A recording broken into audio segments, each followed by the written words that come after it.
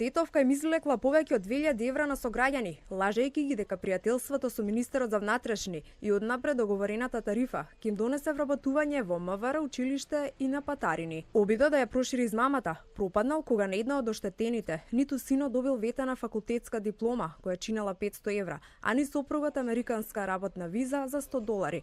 Па оштетената пријавила во тетовската полиција. Ветувањето на тетовката било лажно, потврди лично министерот Спасовски, кој денеска го пушти новиот објект на полициската станица во Јагуновце.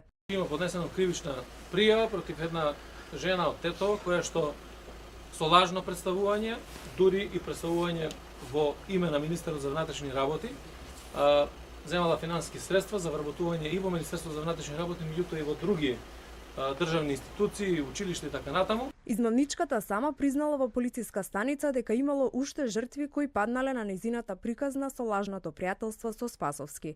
Уште 4 граѓани од Тетово и Куманово останале само со празните ветувања дека еден ден ќе работат како наставници во некои од средните или основните училишта.